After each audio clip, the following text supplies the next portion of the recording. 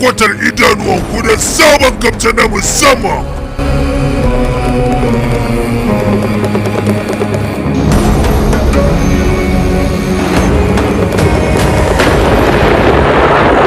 A duk lokacin da zalunci ya kai matuƙa gaya, zalumai suka samu dama suke sheke ayarsu ta hanyar cin kansu babu babbaka. To fa komai tsayin da daɗewar da zaluncin nasu zai yi, to fa wajibi ne wanda zai galabaitar da su ya kawo ƙarshen zaluncin nasu sai ya bayyana, sai kuma yi musu azaba ne daidai iya zaluncin da suka yi. Kamar yadda na tabbatar da cewa wannan maganganun da nake gaya muku sai sun faru a cikin wannan ƙauye.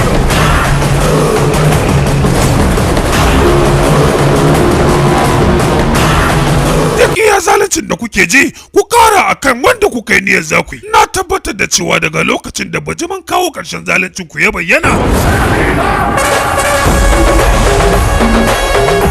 to ku fata ku ta kare.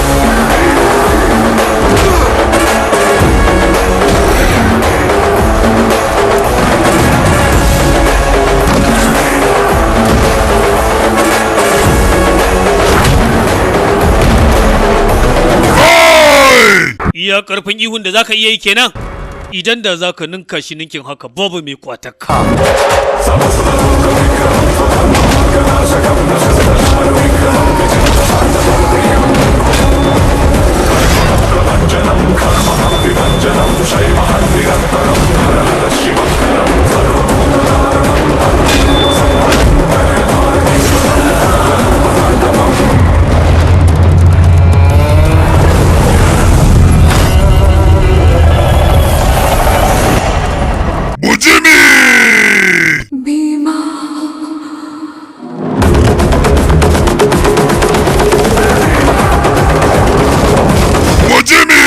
Sabon kamta na musamman da zai fito muku nan ba da jimawa ba.